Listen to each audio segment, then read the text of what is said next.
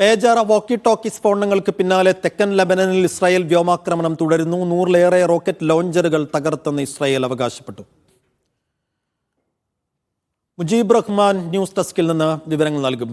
മുജീബ്, എന്താണ് ലബനനിലെ ഏറ്റവും പുതിയ അവസ്ഥ? ഇപ്പോൾ ഇലക്ട്രോണിക് ഉപകരണങ്ങൾ വഴിയുള്ള ആക്രമണം കഴിഞ്ഞ് അതിൻ്റെ ഒരു അടുത്ത ഘട്ടത്തിലേക്ക് ഇസ്രായേൽ കടക്കുമ്പോൾ ഹിസ്ബുല്ലയുടെ ഭാഗത്തുനിന്ന് ഏതെല്ലാം നിലക്കുള്ള തിരിച്ചടി ഇപ്പോൾ ഉണ്ടാകുന്നുണ്ട് മുജീബ്?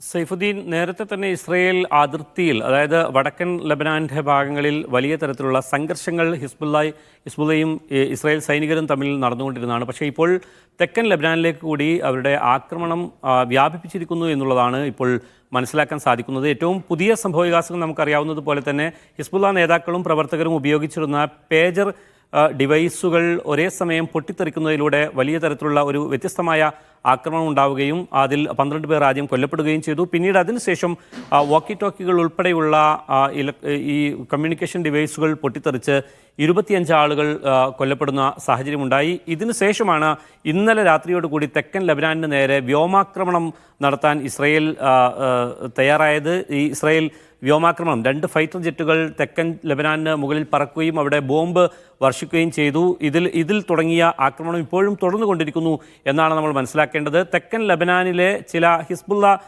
റോക്കറ്റ് ലോഞ്ചറുകൾ, 100ഓളം റോക്കറ്റ് ലോഞ്ചറുകൾ തങ്ങൾ നശിപ്പിച്ചതായി ഇസ്രായേൽ സേന ഇപ്പോൾ അവകാശവാദം ഉന്നയിക്കുന്നുണ്ട്. അതോടൊപ്പം തന്നെ ഹിസ്ബുല്ലയും അവരുടെ വടക്കൻ ലബനാനിലെ അതിർത്തികളിലേക്ക് ഇപ്പോൾ കൂടുതലായി ഇസ്രായേൽ സൈനികർ കരമാർഗം നീങ്ങിക്കൊണ്ടിരിക്കുന്നു എന്ന വാർത്തകൾ വരുന്നതോടൊപ്പം തന്നെ ഈ ഹിസ്ബുല്ല പ്രവർത്തകർ, ഹിസ്ബുല്ലയുടെ ഭാഗത്തു നിന്നുള്ള ആക്രമണം ഉണ്ടാകുന്നു. 2 സൈനികർ കഴിഞ്ഞ ദിവസം തന്നെ കൊല്ലപ്പെടുകയും ചെയ്യുന്നു. ഒരു ഡ്രോൺ ആക്രമണത്തിൽ ഒരു സൈനിക ഓഫീസറും മറ്റൊരു മിസൈൽ ആക്രമണത്തിൽ, അതായത് ഇസ്രായേലിൻ്റെ ടാങ്കറുകൾക്ക് നേരെ അയച്ച മിസൈൽ ആക്രമണത്തിൽ ഒരു സൈനികനും കൊല്ലപ്പെട്ടു. ഈ തരത്തിൽ വലിയ സംഘർഷ മേഖലയായിട്ട് ഈ മേഖല മാറുന്നു. ഗസയിലെ ആക്രമണവും ഗസയിലെ സംഘർഷങ്ങളും തുടർന്നുകൊണ്ടിരിക്കെ തന്നെ തങ്ങളുടെ 2 ഡിവിഷൻ സൈനികരെ ഇസ്രായേൽ അവിടെ നിന്നും പിൻവലിച്ച് ഇപ്പോൾ ലബനാൻ്റെ വടക്കൻ ലബനാൻ ഭാഗങ്ങളിലേക്ക് അയക്കുകയാണ്. കരമാർഗം കൂടി ആക്രമണം നടക്കുന്നു. അതോടൊപ്പം തന്നെ വ്യോമാക്രമണങ്ങൾ കൂടി ഇപ്പോൾ നടന്നുകൊണ്ടിരിക്കുന്നു. കഴിഞ്ഞ ദിവസം